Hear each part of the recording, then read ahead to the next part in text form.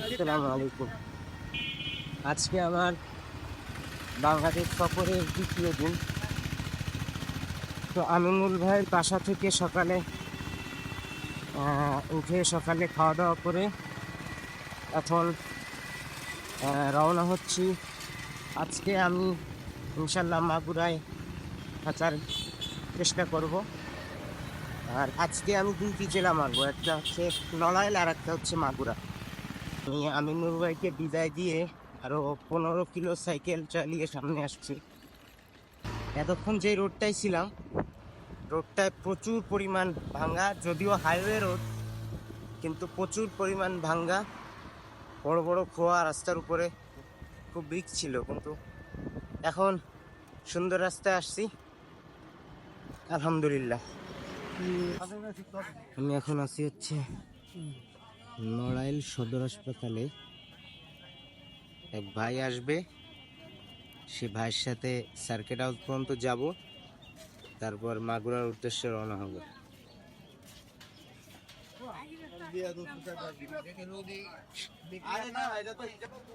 নড়াইল সাইকেলিস্টের হোসাইন ভাই আসছে আমাকে রিসিভ করতে। এখন ভাইয়ের সাথে কিছু সময় কাটায় সার্কিট হাউস যাব, ওখান থেকে আবার আমি মাগুরার উদ্দেশ্যে রওনা হব। আমি এখন নড়াইল সার্কিট হাউসের ভিতরে ঢুকছি। এখান থেকে ছবি তুলেই ইনশাল্লাহ রওনা দেব। তাপমাত্রায়, রোদের যে তাপমাত্রা আর যে গরম, খুবই কষ্ট হচ্ছে। আমার সাথে আছে নড়াইলের হুসাইন ভাই। নড়াইল আসছি, আর বাংলাদেশ ক্রিকেট ইতিহাসের সব থেকে সফল ক্যাপ্টেন মাশরাফি বিন মুর্তজা, তার বাসার সামনে দিয়ে চলে যাব। তাই ভাবলাম যে তার সাথে দেখা না হোক, তার বাসায় যাই। হুসাইন ভাই আছে আমার সাথে, সে আমাকে নিয়ে যাবে।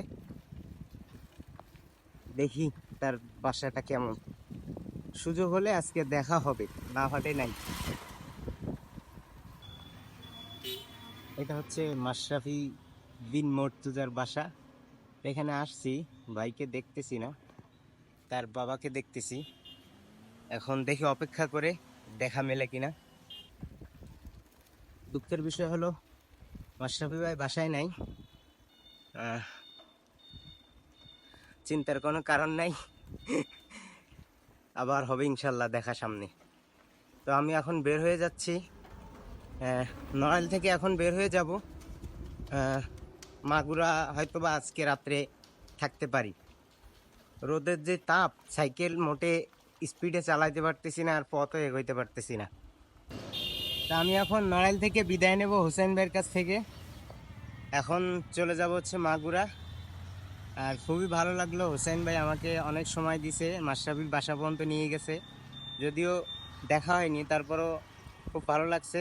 তো চলেন আমি সামনের দিকে এগোই। আমি এখন আছি হচ্ছে মাগুরার ভিতরে। মাগুরা আর 20 কিলো। তো এই রোডটা এত খারাপ, এত খারাপ, আমি মোটে সাইকেলই চালাতে পারতেছি না। সর্বোচ্চ সাইকেলের স্পিড হচ্ছে 7-8-9, 7-8-9। মানে এত ভাঙ্গা, ধিম ধারাম দিয়ে বাড়ি খাচ্ছে। খুব খারাপ রাস্তায়, সকাল ধরেও খুব খারাপ রাস্তায় চালাইলাম। নড়াইলের কিছু রাস্তা একটু ভালো ছিল, বাট এখন আবার ভাঙ্গা রাস্তা দিয়ে চালাতে হচ্ছে। জানি না কত কত দূর এরকম রাস্তা।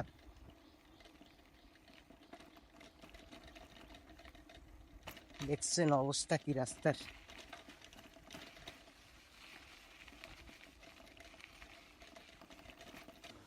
এত পরিমাণ ভাঙ্গা রাস্তা, এই রাস্তাটা এত পরিমাণ ভাঙ্গা, আর পারতেছি না। এখানে একটা কল দেখে, মসজিদ দেখে এখানে একটু হেলান দিলাম। কিছু সময় বসবো, আধা ঘন্টা খানিক বসবো, রোদের তাপও মেলা। আধা ঘন্টা বসে তারপর ইনশাল্লাহ আবার শুরু করব।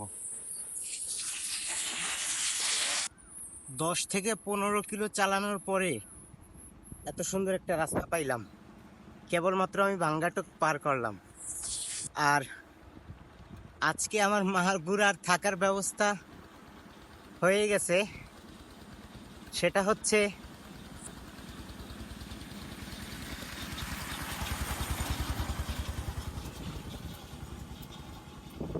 আজকে আমার মাগুরায় থাকার ব্যবস্থা হয়ে গেছে। সেটা হচ্ছে আমার ক্লাসমেট, যার সাথে একসাথে পড়াশোনা করছি, সে হচ্ছে মাগুরায় আছে এখন।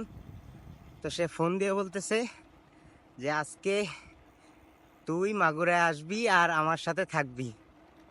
যদিও আজকে আমি মাগুরার থেকে বের হয়ে যাওয়ার প্ল্যান ছিল, কিন্তু মাগুরা আর 10 থেকে 15 কিলো, আর আমি হচ্ছে এখন বাজে হচ্ছে 3টাও বাজেনি।